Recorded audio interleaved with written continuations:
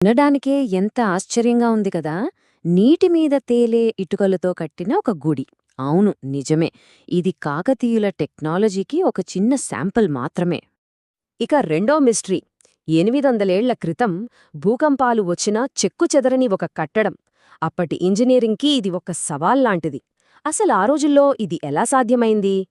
ఇవేమీ science fiction కథలు కాదు, అక్షరాల నిజాలు. ఇవన్నీ మన కళ్ల ముందున్న చారిత్రక వాస్తవాలు. మరి ఈ అద్భుతాల వెనుక ఉన్నది ఎవరు? వారే కాకతీయులు. దక్షిణ భారత చరిత్రగతిని మార్చేసిన ఓ గొప్ప రాజవంశం మనకందించిన వారసత్వమిది. కాకతీయులు కేవలం గుళ్ళు కట్టలేదు.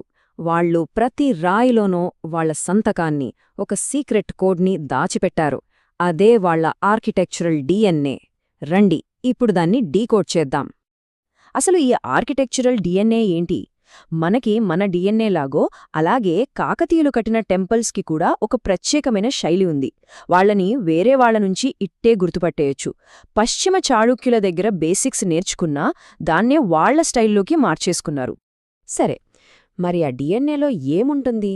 ఇప్పుడు చూద్దాం. ఈ 4 అంశాలు కాకతీయ పజిల్ని సాల్వ్ చేయడానికి మన దగ్గరున్న క్లూజ్ లాంటివి. ఈ చెక్లిస్ట్తో మన ఇన్వెస్టిగేషన్ స్టార్ట్ చేద్దాం. మన మొదటి కేస్ స్టడీ 1000 స్తంభాల గుడి. కాకతీయ ఆర్కిటెక్చర్కి ఇది ఒక బ్లూప్రింట్ లాంటిది. వాళ్ల తెలివితేటలకి ఇది ఒక పర్ఫెక్ట్ ఎగ్జాంపుల్. ఇక ఈ టెంపుల్ డీటెయిల్స్ చూస్తే దీని అసలు పేరు రుద్రేశ్వర ఆలయం. క్రీస్తు శకం 1163లో రాజు రుద్రదేవుడు దీన్ని కట్టించాడు. అయితే ఇది మామూలు గుడి కాదు. తన పవర్కి, తన భక్తికి సింబల్గా కట్టిన ఒక త్రికూటాలయం. త్రికూటాలయం ఈ కాన్సెప్ట్ కేవలం ఒక డిజైన్ కాదు, ఇదొక పొలిటికల్ అండ్ సోషల్ స్టేట్మెంట్. శివుడు, విష్ణువు, సూర్యుడు ఈ ముగ్గురికి ఒకే చోట గుళ్ళు కట్టడం ద్వారా హిందూ మతంలోని వేర్వేరు వర్గాల మధ్య ఐక్యతను చాటిచెప్పారు. ఎంత గొప్ప ఆలోచన! అందుకే ఈ ఆలయాన్ని కాకతీయ ఆర్కిటెక్చర్లో ఒక మాస్టర్ క్లాస్ అంటారు. వాళ్ల సిగ్నేచర్ డిఎన్ఏ ప్రతి అణువులోనూ కనిపిస్తుంది. చాళుక్యుల ప్రభావం ఉన్నప్పటికీ కాకతీయుల మార్క్, ముఖ్యంగా ఆ నల్లరాతి నంది విగ్రహంలో చాలా స్పష్టంగా కనిపిస్తుంది.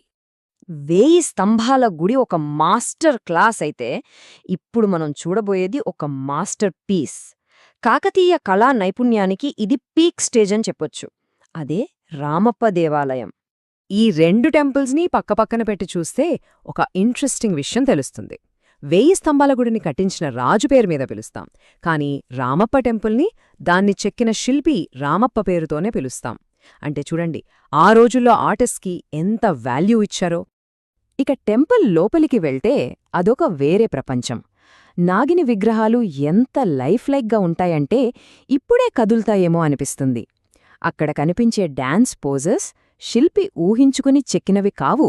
అవి నృత్య రత్నావళి అనే క్లాసికల్ డాన్స్ టెక్స్ట్ బుక్లోంచి తీసుకున్నవి. ఫేమస్ హిస్టోరియన్ యాజ్దానీ ఏమన్నారంటే, ఇది దక్కన్ దేవాలయాలకే మకుటం అని. ఇది జస్ట్ ఒక కాంప్లిమెంట్ కాదు, ఒక హిస్టారికల్ రికగ్నిషన్. ఓకే, మనం మొదట్లో మాట్లాడుకున్న మిస్టరీ గుర్తుంది కదా? తేలియాడే ఇటుకలు. ఆ సీక్రెట్ ఇప్పుడు రివీల్ అయింది.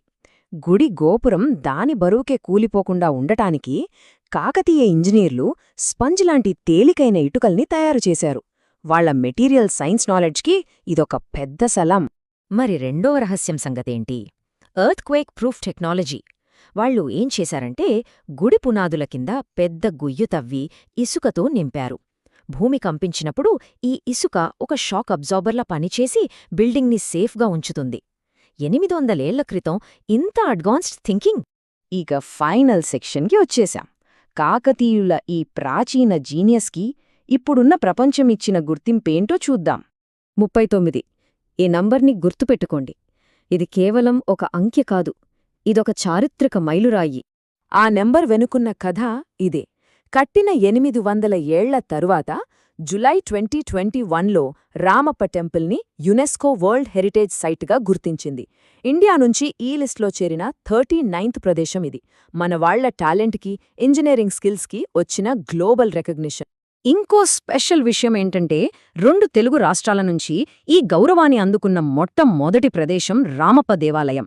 ఇది మనందరికీ, మొత్తం దేశానికి గర్వకారణం. మరి ఈ అద్భుతమైన ప్రయాణం చివరికి వచ్చే ముందు మనల్ని మనం వేసుకోవాల్సిన ఒక ప్రశ్న ఉంది. ఇంత గొప్ప వారసత్వాన్ని కాపాడుకోవడంలో మన పాత్ర ఏంటి? ఎందుకంటే ఇవి కేవలం రాతి కట్టడాలు కాదు, మన చరిత్ర, మన ఐడెంటిటీ.